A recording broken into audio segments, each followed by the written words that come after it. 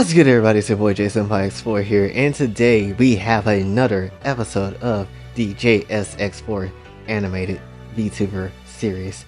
Great to see you guys again. Hopefully you are enjoying your time. I know it's been a while since we did the last one. I know.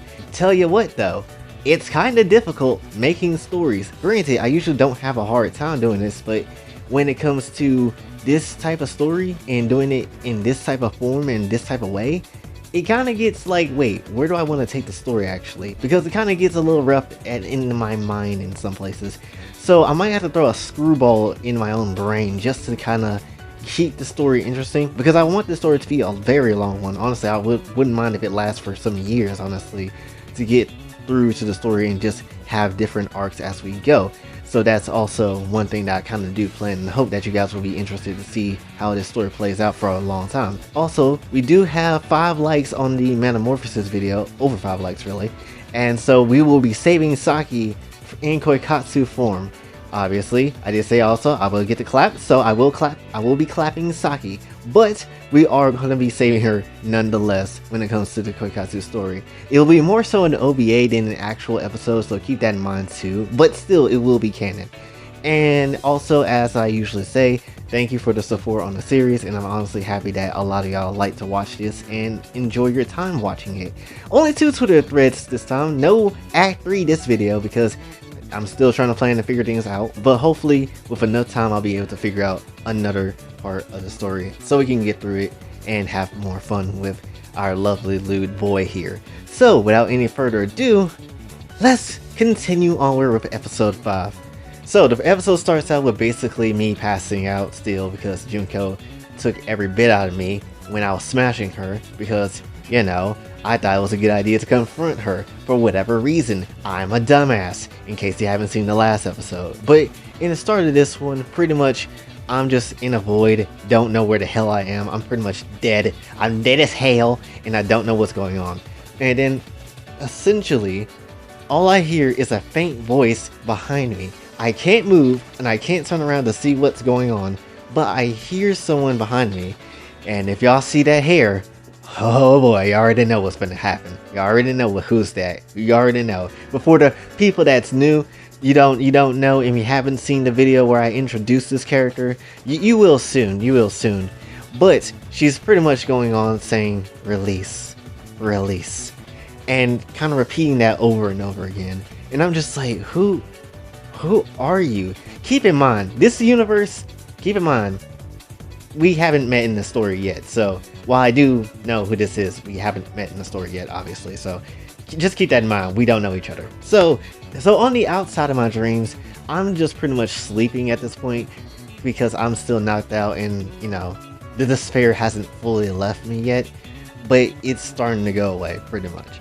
But Koneko just like, this boy here, honestly, this boy, why did I choose to sleep with this man? I don't know. If he's gonna pull some dumb shit like this, then I could have been easily, you know, with my sister right now. But no, this man, I chose to stay with this man. Why the hell did I do that? Anyway, Zenobia was like, the fact that he thought going after Junko would work in his favor was foolish.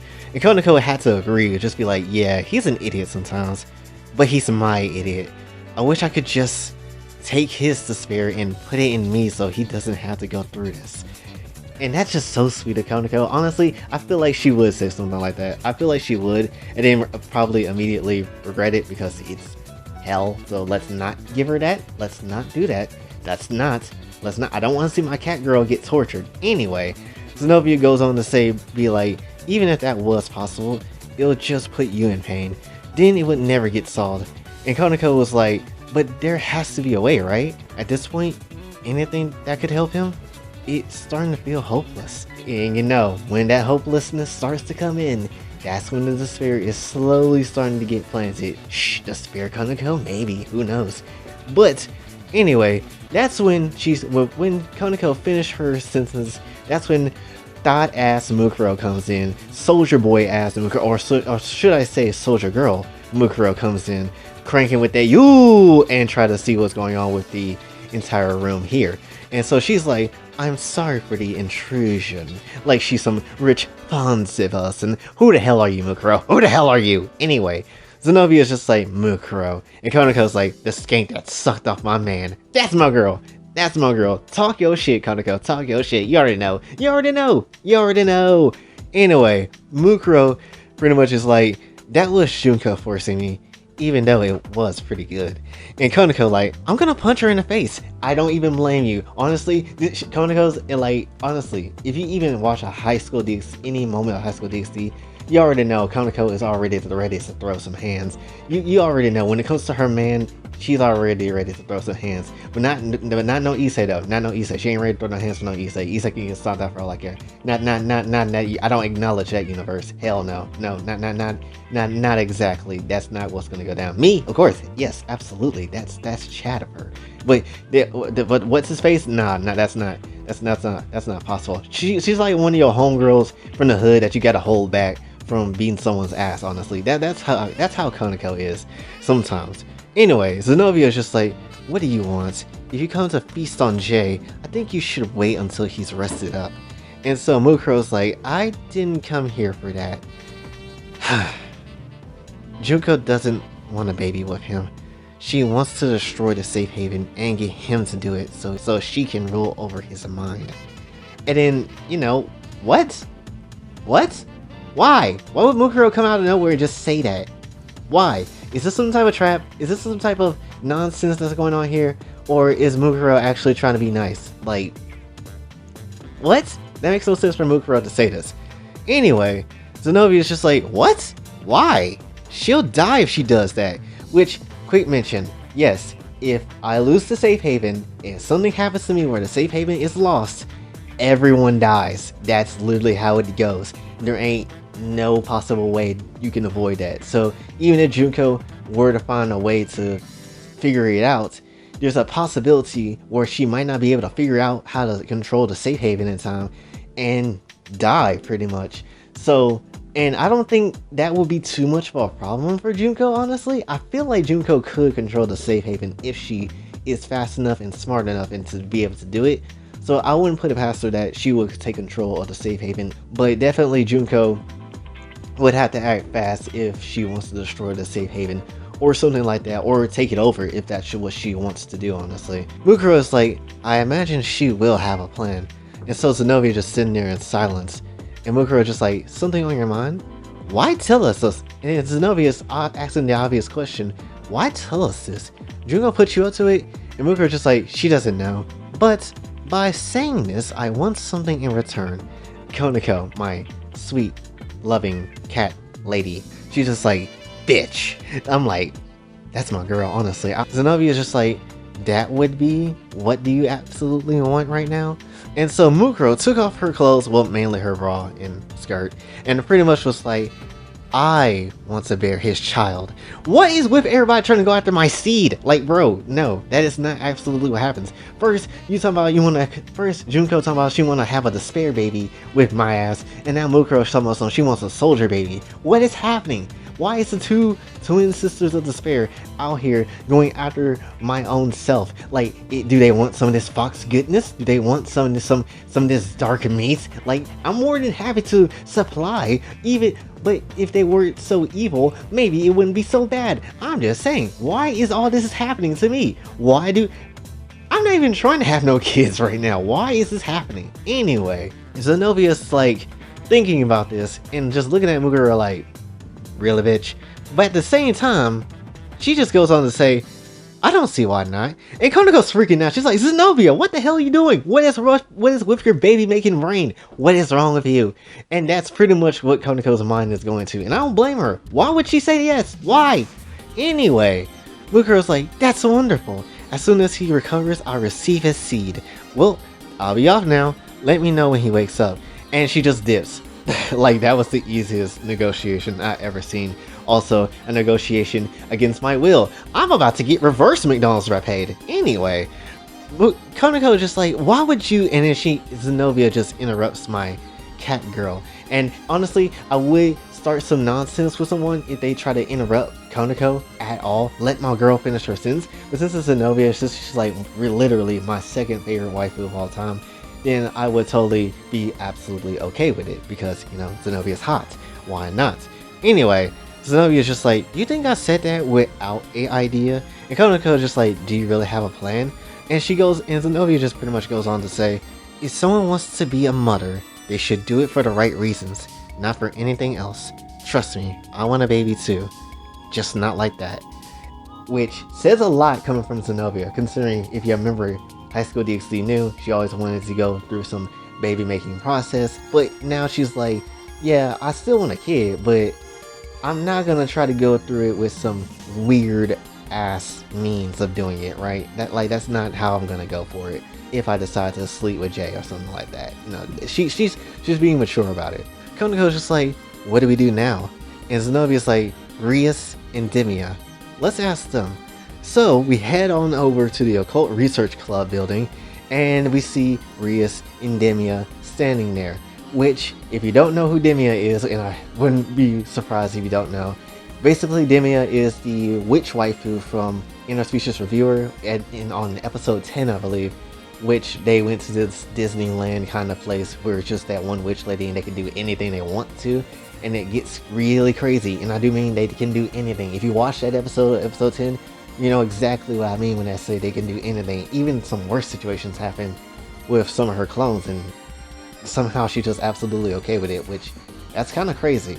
But anyway, Rias goes on to say, "Zenobia is definitely right to bring you here. If Mukuro and Junko plan to have kids with you, we need to protect you." And I'm just like, "How so?" Which by the way, I'm actually fine now because, I had my rest and had the good nap. Konako was laying beside me, so it was some good times. Anyway, someone make some Konako fan art with me and her. Anyway, Demia was like, "I have a spell that can stop impregnating those two. It's one of the first spells I ever made for my amusement park. It works like a phone lock screen. No matter how much you pound them or vice versa, they can't do anything even with your baby batter." And so Rias is like, "Of course, it's a two-person spell that has to be cast. By the way, it only applies to those two." So, and I'm just like, if that's the case, I'll do it. And pretty much how the spell is gonna work, essentially, even if I were to smash Mukuro or Junko, or they were to do some McDonald's rapping on me, then even if they were trying to force it out of me, which they might get some liquid, that does not necessarily mean that it's gonna work out for them. They're not gonna have a kid if that even happens. If I were to smash someone like Konako and get her pregnant, then that's possible because it's, again, like a lock screen. You have to find the right pin code to put it in to get something to work, honestly. So it's locked out, specifically designed. This spell is locked out, specifically designed to Junko and Mukuro, but not anyone else. So that's how that is gonna go, honestly. In case you couldn't figure that out for yourselves, though. I'm pretty sure you did, though. But anyway, so I'm just like, "So, how does this spell work?" And both of them just straight up say without any type of hesitation, "Hand job." So Demia and Rias started to do the spell, and pretty much I am feeling all types of things. I didn't even realize a hand job from Rias or Demia could be excellent, especially at the same time. Their hands were very soft and it felt very damn good, I will say that. Anyway, I'm just like going through the motions of this as you do, and pretty much when all said and done, I pretty much shot out some stuff at Rias and Demia. It was a mess. It was messy as hell, as you can kind of tell. And so Rias was like, "I didn't know you could shoot out so much." And Demia just like, "Let's make him more comfortable." And we already know where this is going. I'm like, I really can't take much more of this. And Demia just like, "Don't say that, or you really can't stay up anymore." And I'm just like, "It's not that." And then Rias is like, "Then what?" And I'm just like, I'm gonna need more than a hand job, honestly. You can kind of take a guess. I started pounding the cheeks of Rias and I started pounding the cheeks of Demia, and we had a good ass time. And pretty much after the spell was complete, that's what happened. And we kept doing it for pretty much the whole day. The next day after, Mukuro is just going in, moaning and, going crazy, just begging for it, absolutely, because, she wanted it. So definitely, me and Mukuro were just going at it for hours on end. But while we were doing it, Junko was basically kind of sneaking around, kind of just looking at us, while we were just doing it, and we didn't pay much attention because I'm trying to focus on some good Mukuro action. Mukuro's obviously not caring. Junko was just in the back, just looking, and she noticed that we've been doing this for hours, and pretty much Junko's just to herself. She's like, something ain't right. They've been at this for a while, and that is where the story unfortunately ends. A lot shorter this time. Anyway, well, kind of shorter, but anyway, pretty much.